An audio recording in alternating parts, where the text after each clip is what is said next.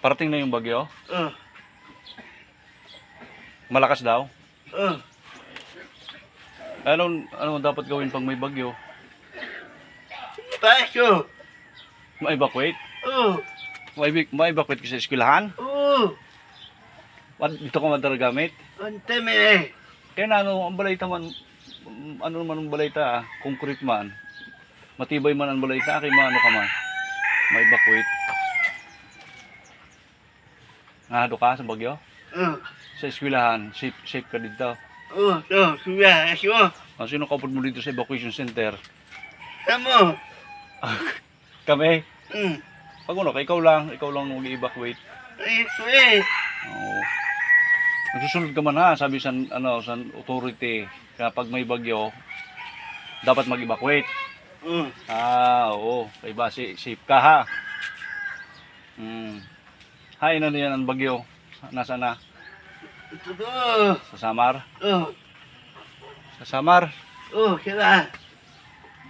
Ay, sana diri magtama dili ha. Dai. Oo, okay. Kaluwi man kita may mga manyug ha. Hmm. Marada, gura namang produkto. Oo. Pag nagkusog-kusog mo maya, mag-evacuate ka mamaya doon sa eskwelahan. O kaya dito sa daycare center ha. Pag makusugo ng Ito hangin. do. Ito. Nahado kapag may bagyo. Ito. Makusugo na. Ito. Kaya man ma-evacuate ka. Kaya madara ka dito sin ulunan ng tamong. Oh. Tapos pagkaon. Oh. Sino yung upod mo? Sino? Si Juro? Sino? Sulo ka lang? Oh. Hindi rin mo kami upod. Ama. Kasama.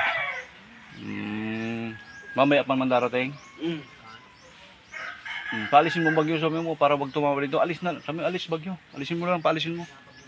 Sige. Alisin. Sige. Para wag tumama dito. Babay ka sabi mo. Hi. Dili ho kay ang bagyo halik na sabi hi. Bagyo alis. Yan. Ay sana nga diri tumama dito kung umagi man dito luway lang kay kaluwi man ng mga tanom.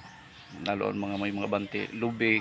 Ini nyo, Pagbuhay, masakito na naman. Uy, ini. Nag-init na? Ito. Di wala na bagyo. Yeah. Ay, very good. Okay, sabihin mo Didi, okay. Didi, okay. Very good. Galing talaga Shunel. Okay.